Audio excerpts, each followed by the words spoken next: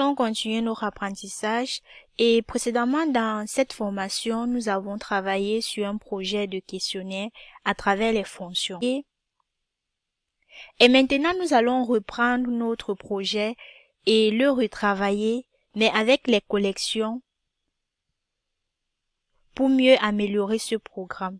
Je vais lancer mon code, l'histoire de se rafraîchir la mémoire. Ici, je vais mettre, on demande la capitale de la France, je mets C, qui est Paris. On dit bonne réponse. Et après, on demande la capitale de l'Italie, je mets A, qui est Rome. À la fin, on a le score. Donc ça, c'était le projet qu'on avait fait et ceci avec les fonctions. Maintenant qu'on connaît les tuples et l'utilisation des listes, on va reprendre ce projet et voir comment aller plus loin en l'améliorant. On va voir comment structurer les données et c'est très important car si nous ne savons pas comment bien structurer, nous allons toujours mélanger les données avec la partie du code.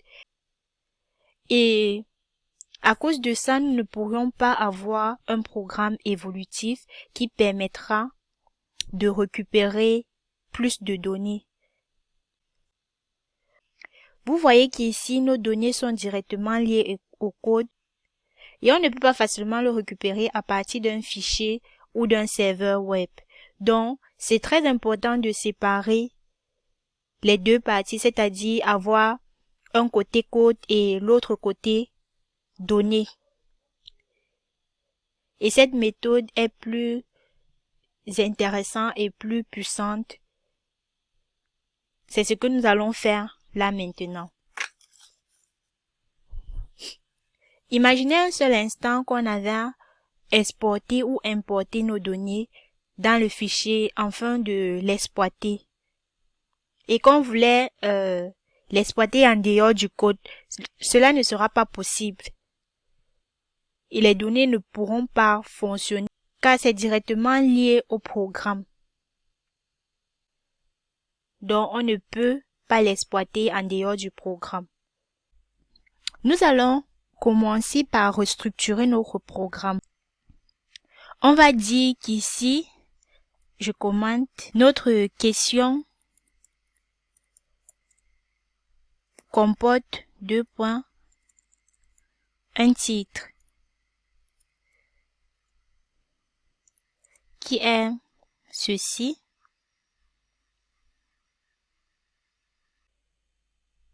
Des réponses qui sont ceci. Ici, je vais mettre dans un tuple et qui comporte aussi une bonne réponse. Puis je vais mettre C. Mais si l'utilisateur change l'ordre des réponses, cette méthode nous renvoie une fausse réponse. Donc la bonne façon serait de mettre directement le nom de la bonne réponse. C'est-à-dire ici, je vais mettre directement Paris. C'est une très bonne approche, surtout s'il arrive que nous avons 1000 à 10 000 données qu'on veut traiter.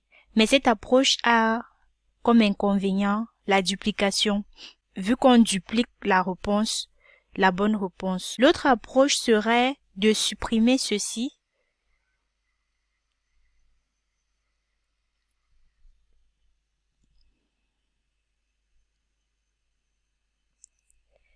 et de mettre les tuples dans les tuples. C'est-à-dire, à ce niveau, je vais mettre un tuple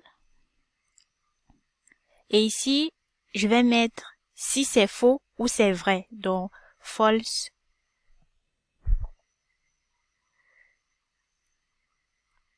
Je fais la même chose ici.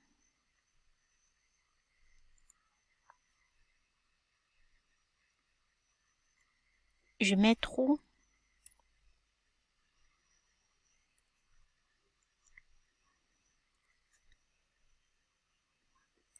Et je mets false.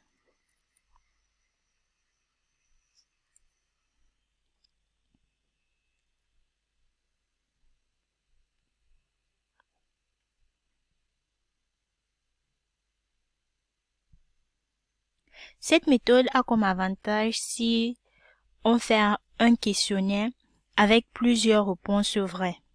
Et aussi, on pourrait proposer des cases à cocher avec cette méthode.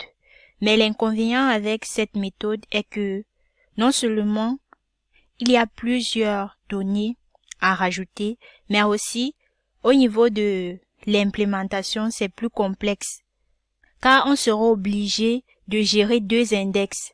L'index 0, on a l'index 0, 0 qui est Marseille et 0, 1 qui est false. Donc, on va reprendre notre méthode avec la bonne réponse. Je supprime ceci. Maintenant, notre programme va plus loin quand on va proposer plusieurs questions. Donc, on aura une liste de questionnaires. Donc ici, on va faire un questionnaire qui comporte plusieurs questions. Et on va le rendre en liste. Et ce dictionnaire va comporter les questions. Je vais créer un tuple avec une première question. Question 1 égale. Et à l'intérieur, je vais mettre la question, virgule,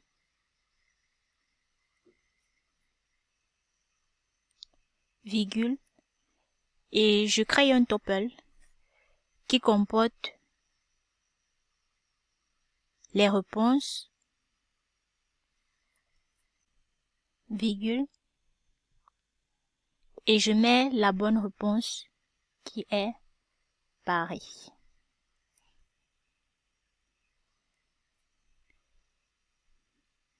On va faire la même chose pour la question 2. Et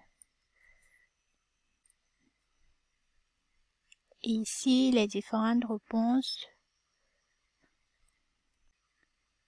On va mettre la bonne réponse ici. Et après, on va récupérer la réponse. Donc, on va mettre poser question, entre parenthèses, question 1. Je vais commenter ceci et ceci aussi. Nous devons maintenant réadapter notre programme en fonction des modifications que nous avons effectuées. Et là, je vais commenter ceci.